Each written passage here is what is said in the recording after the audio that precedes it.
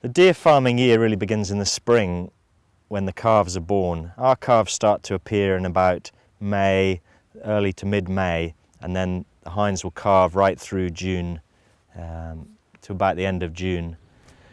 The calves will then stay with their mothers throughout the summer until the autumn when we'll wean them. The other busy time of year is August, when we have to take the stags in and de-antler them. This is to make sure that everyone stays safe, both the deer and ourselves. In August, the antlers have been growing since April, and they're covered in a very soft velvet, which is the blood supply and the nerve supply to the antlers. In August, that dies off and the antler appears hard underneath. So there's no nerves or no blood supply in the antler, so we can just cut them off with a saw in our handling system, and the stags don't feel a thing. And that stops them fighting with each other so much and injuring each other. The deer antler is actually the fastest growing mammalian tissue of any animal. During the summer when they're growing their antlers, it can grow up to 1 inch a day. So you can almost see the antler growing. It's quite an amazing thing, really, a deer's antler. Then in September we'll take the hinds and calves in, and we'll wean the calves and keep the calves inside then throughout the winter. The weather at the end of September, the weather's starting to get a bit colder, a bit wetter, and it puts a lot of stress on the animal, the mother and the calf being outside at that time of year. The mother's trying to build up condition for the winter, and the calf is still milking. So we'll take that calf inside, and that'll give the mother a chance to recover condition, ready for the rut, which will start at the end of September, the beginning of October. We'll sort the hinds out into groups of about 40 and put 40 hinds with each stag. And that's what you can hear at this time of year, the stags roaring in the background.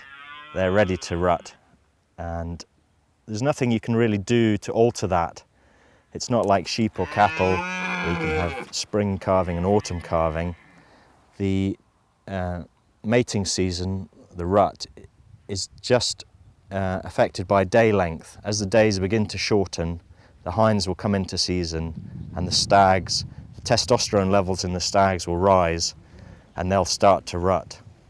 After the rut is finished, we'll take the stags away from the hinds, and we'll put all the hinds together, and they get put onto a bit of the farm that has trees and a bit of hill, a bit of heather, and it's much more sheltered for them in the winter weather. And then we'll feed them silage throughout the winter. They don't get any extra feed apart from the grass they can eat and the silage. The stags we'll take a bit more care of in the winter. After the rut, they lose a lot of weight. They hardly eat during the rut. So when they've finished rutting, they're very, very thin and tired, basically. And we'll put them into a very sheltered field. We'll try and get them feeding onto some nuts and things, and that'll get them back into condition and help them through the winter so they're not too thin. Deer are very, very lean animals. They have very little body fat.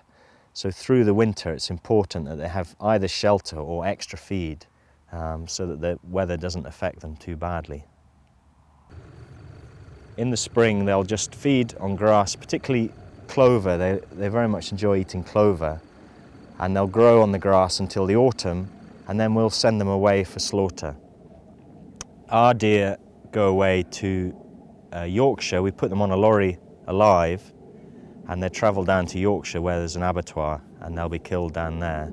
They'll then go into a supermarket chain in England to be eaten.